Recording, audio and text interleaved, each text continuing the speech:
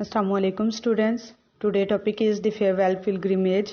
یہ آپ لوگوں کا موسٹ میجر ایونٹس اور آؤٹ کمس کا جو ٹاپک ہے اس کا 11 پوائنٹ ہے. یہ آپ لوگوں کا ایک الگ سے بھی سلیبس میں ٹاپک ہے دی فیئر ویل پلگریمیج کے حوالے سے. تو یہ جو میجر ایونٹس ہیں ان میں بھی یہ 11 نمبر پہ آئے گا.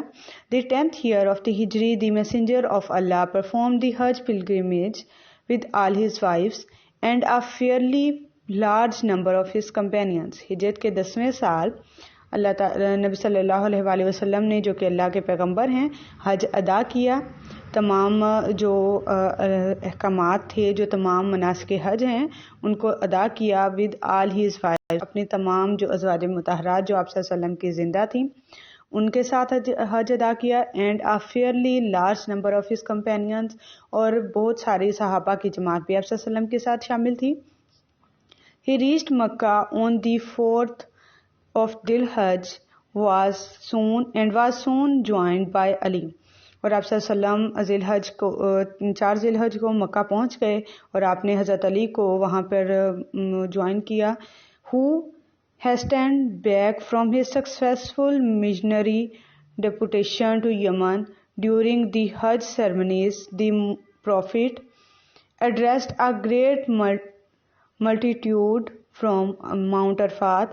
اور آپ صلی اللہ علیہ وسلم کو یمن کے جو لوگوں سے ایک اچھا معاہدے سے ایک اچھا مطلب جو ان لوگوں کا نجران کے عیسائیوں کا تھا آپ صلی اللہ علیہ وسلم کے ساتھ معاہدہ یمن کے، تو ان لوگوں کے اس سے کامیابی حاصل ہوئی. اور اس سے کے بعد جو ہے یہ حج کا موقع آیا اور آپ صلی اللہ علیہ وسلم حج ادا کرنے گئے. ڈیورنگ دی حج سرمنیز، حج کی جو رسومات تھیں وہ ادا کرنے کے دوران the prophet addressed a great multitude from Mount Arafat, اور آپ صلی اللہ علیہ وسلم کی ساتھ صحابہ کی کثیر تعداد جو تھی وہ ماؤنٹ عرفات مطلب میدان عرفات میں پہنچی. In words which are the eternal on to this day in the heart of believers. After praising the Almighty, he expounded the laws and tenets of Islam and abolished all existing practices of the day of جاہلیہ. آپ صلی اللہ علیہ وسلم نے اس موقع پر اللہ تعالیٰ کی تعریف کے بیان کرنے کے بعد جو اللہ تعالیٰ کے احکامات تھے اور جو اسلام کے اصول تھے ان کو لوگوں کے سامنے پیش کیا. And abolish all existing practices of the day of جاہلیہ، اور اس وقت تک جتنی بھی جہالت کی رسومات تھیں، جہالت کی جو سرگرمیاں تھیں ان چیزوں کو ختم کر دیا. Charging the gathering to inform those not present and also to convey to posterity his eternal message.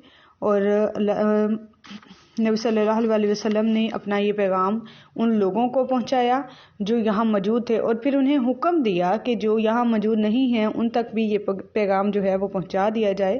The famous tradition called تھکلین، یعنی یہ جو روایت ہے مطلب یہ جو موقع تھا یہ سکلین کہلاتا ہے. Was part of the sermon, جو کہ اس جو رسومات تھیں جو چیزیں تھیں اس کا ایک حصہ ہے. And we produce it below from Sahih Tirmidhi, یہ is for the benefit of our readers. اور جو ہمارا اس سے متعلق جو واقعہ ہے مطلب ہجرت الوداع کے موقع سے متعلق جو واقعہ ہے وہ صحیح ترمذی میں موجود ہے. I have been sounded by Allah and the moment is near for me to answer to die. I leave among you the Saklan, 2 precious things. Saklan means 2 precious things، یعنی ایک قرآن اور ایک حدیث نبوی. اس کے متعلق جو صحیح ترمذی ہے اس میں بھی یہ واقعہ موجود ہے. تو نبی صلی اللہ علیہ وسلم کیا کہہ رہے ہیں کہ میں آپ لوگوں کے درمیان 2 چیزیں چھوڑ کر جا رہا ہوں. دی بک آف اللہ، ایک تو اللہ تعالیٰ کی جو کتاب ہے یعنی قرآن مجید. اینڈ مائی پروگینسی، اور اپنی اولاد یعنی اہل بیت جو ہیں ان کو چھوڑے جا رہا ہوں، اور اپنی کتاب جو ان کی حدیث کی صورت میں موجود ہے. Allah's book is like a rope extending from heaven to earth. And my progeny are the اہل البیت، اور اللہ کی یہ جو کتاب ہے وہ آسمان سے زمین تک رسی کی طرح پھیلی ہوئی ہے اور میری اولاد اہل بیت ہیں. The merciful informed me that the two will not part with each other until they meet me at the pool of Kawthar in paradise. یعنی کوثر، یہ کوثر کے، یہ جنت میں آب کوثر کے حوالے سے یہ بات ہو رہی ہے کہ جو پول ہے آب کوثر کا، جو وہاں پر ان کی مجھ سے ملاقات ہوگی جو لوگ جو ہیں اللہ تعالیٰ کی کتاب اور سنت رسول کو میں سے کسی ایک حصے کو بھی نہ چھوڑیں گے، ان کی جو ملاقات ہے مجھ سے جنت میں ہوگی.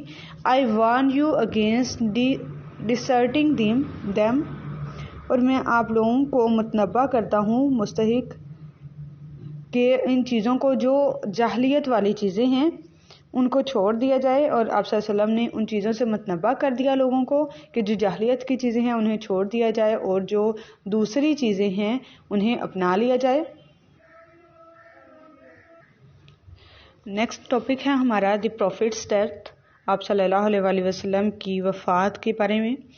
2 months after his return to Medina, the messenger of Allah fell ill. Medina wore a look of gloom because for a fortnight the Prophet of Islam was confined in bed.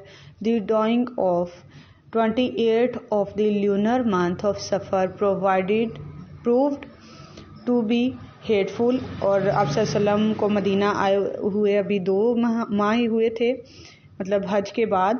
تو اللہ کے پیغمبر جو ہیں انہیں بیماری کی حالت جو ہے وہ یعنی تھوڑی کمزوری ہونا محسوس ہوئی. مدینہ وور آ لک آف گلوم، اور آپ صلی اللہ علیہ وسلم مدینہ کو اداس نظریں ڈالیں مدینہ پر. Because for a fortnight, کیونکہ آپ صلی اللہ علیہ وسلم کی زندگی کے آخری ایام جو تھے 15 جو دن تھے ان میں the prophet of Islam was confined in bed, آپ صلی اللہ علیہ وسلم اپنے جو بستر سے جا لگے. The dawning of 28th of the lunar month of Safar proved to be fateful. اور آپ صلی اللہ علیہ وسلم جو ہیں وہ چاند کے یعنی قمری لحاظ سے وہ سفر کا مہینہ تھا اور 28 تاریخ تھی جن دنوں آپ صلی اللہ علیہ وسلم بستر سے جا لگے. For on that day the mercy of the words, although weak with fever, made his way to the mosque to lead the prayers. اور آپ صلی اللہ علیہ وسلم بیماری کی حالت میں بھی بہت زیادہ کمزوری ہو گئی تھی آپ صلی اللہ علیہ وسلم کو، پھر بھی آپ صلی اللہ علیہ وسلم مسجد میں جاتے تھے نماز ادا کرنے کے لیے. which also proved to be for the last time. Following a brief speech he returned to the house. اب صلی اللہ علیہ وسلم نے اپنی آخری جو وقت تھا اس میں نماز جب پڑھنے گئے تو آپ نے لوگوں کو ایک نصیحت کی، مطلب اسپیچ کی صورت میں، خطبے کی صورت میں لوگوں کو نصیحت کی. ریٹرن ٹو دی ہاؤس، اور پھر اپنے گھر واپس آئے. And after giving necessary instructions to his divinely ordained successor امام علی، اور پھر آپ صلی اللہ علیہ وسلم نے حضرت امام علی کو کچھ نصیحتیں کی.